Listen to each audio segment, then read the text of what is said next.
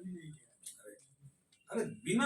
आज मंत्रिपरिषद में 51 एजेंडा 51 पर निर्णय हुआ और सर्वप्रथम जो सबसे महत्वपूर्ण एजेंडा था इसमें ये 37 प्रस्ताव से 37 और ये ग्रामीण कार्य विभाग के थे और हमारे ग्रामीण क्षेत्र में जो सड़कें हैं उनका उन्नयन और उनका रिपेयर और उनका मेंटेनेंस इससे संबंधित था। तो 37 अभिलेखों में ये 37 जिलों के थे जिसमें 11,251 पथों से संबंधित था। 11,251 पथों से संबंधित था। इन पथों की लंबाई सभी पूरे 37 संलेखों में जोड़ के बता रहा हूं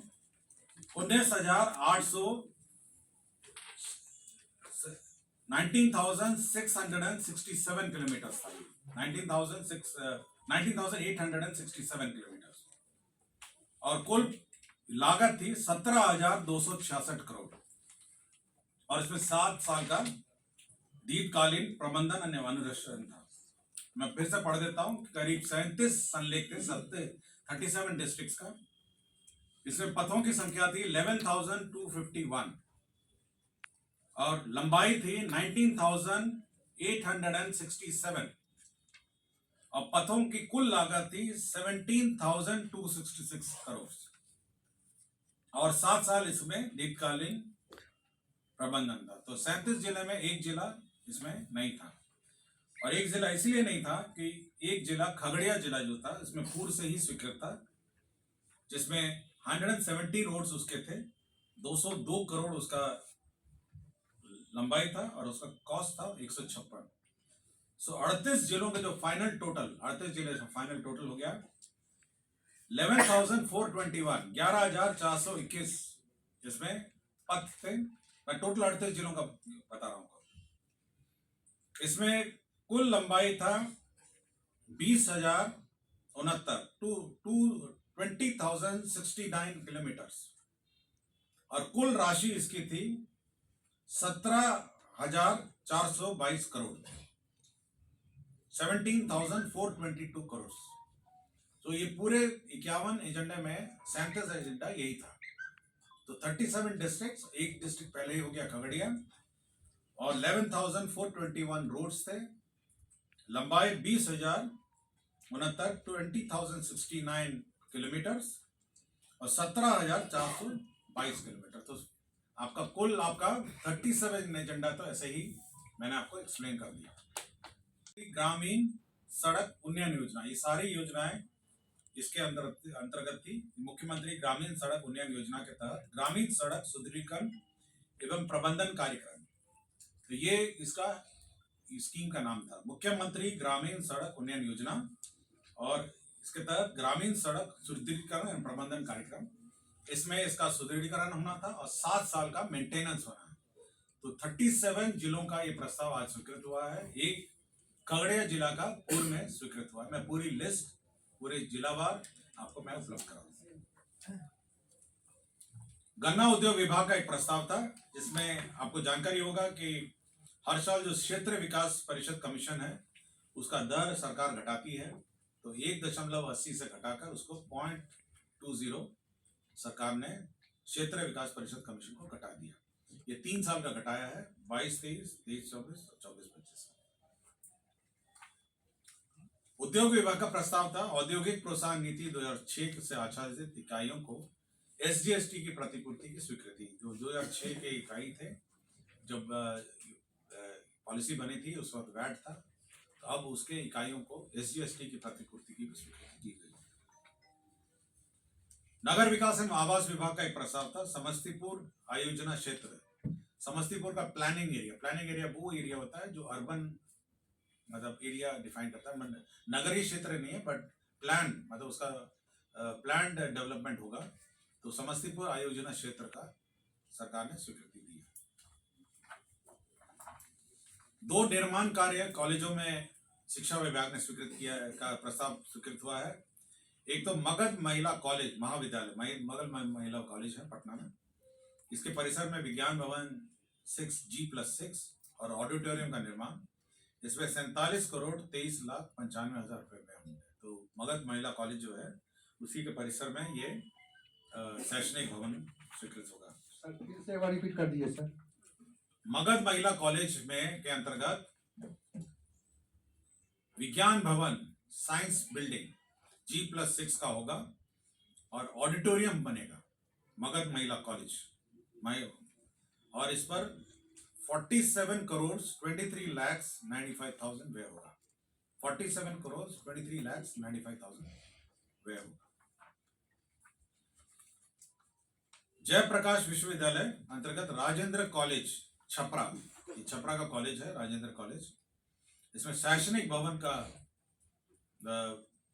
विज्ञान जो साइंस बिल्डिंग है G+4, कला संकाय G+4, सभागार फर्नीचर एवं फिक्सचर्स है G+1, 4 दीवारी 600 मीटर, 61 करोड़ 42 लाख 83,000 पर व्यय होगा। 61 करोड़ 42 लाख 83,604 रुपये। तो ये बिल्डिंग बनेगी जयप्रकाश विश्वविद्यालय अंतर्गत राजेंद्र कॉलेज छपरा। जो मुख्यमंत्री बालिका बालक पोशाक योजना है, शताब्दी मुख्यमंत्री बालिका पोशाक योजना है, इसके अंतर्गत जो शैक्षणिक सत्र अगला सत्र जो है यूनिफॉर्म की राशि सत्र के सबसे पहले मिल जाएगी।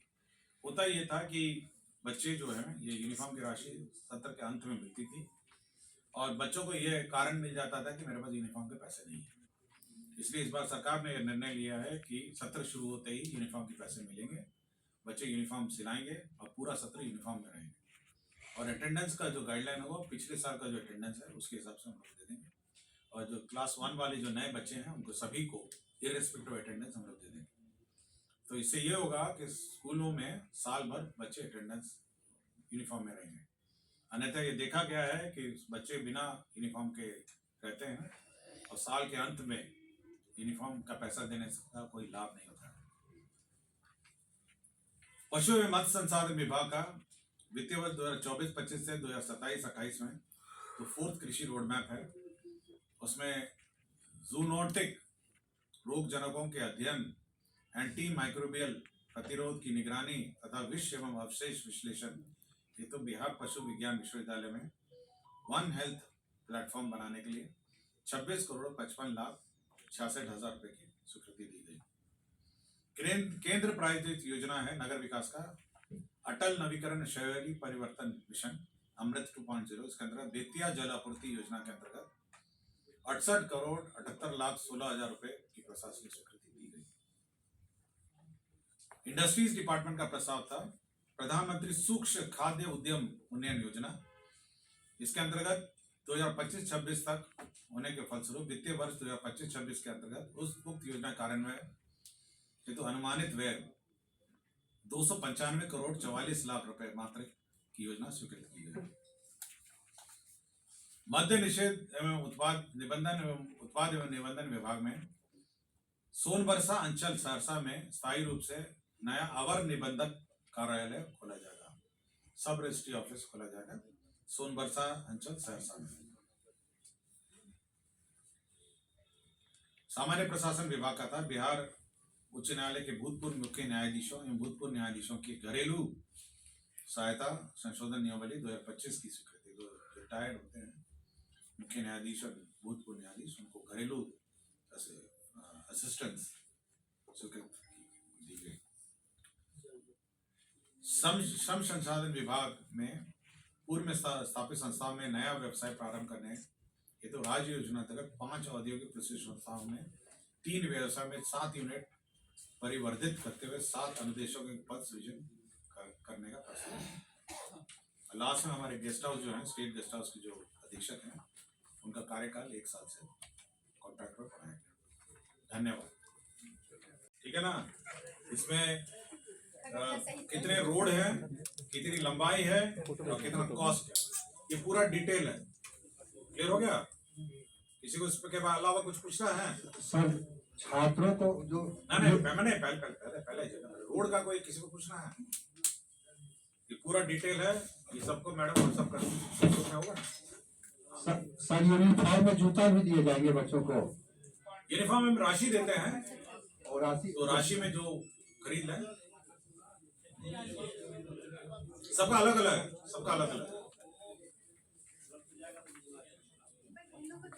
केवल पॉलिसी है। पहले पॉलिसी ये थी कि साल में 70% हाजिरी के आधार पर हम लोग यूनिफॉर्म देते थे, और प्रॉब्लम होता था ये राशि जैसे इस साल का अभी बट रहा है, मतलब जनवरी में अगर बटेगा और तो साल भर तो बिना यूनिफॉर्म के जाएगा बच्चा।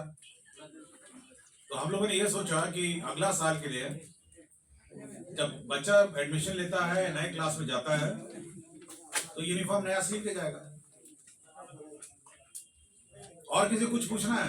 तो सर इसमें मैंने अटेंडेंस का कोई आधार नहीं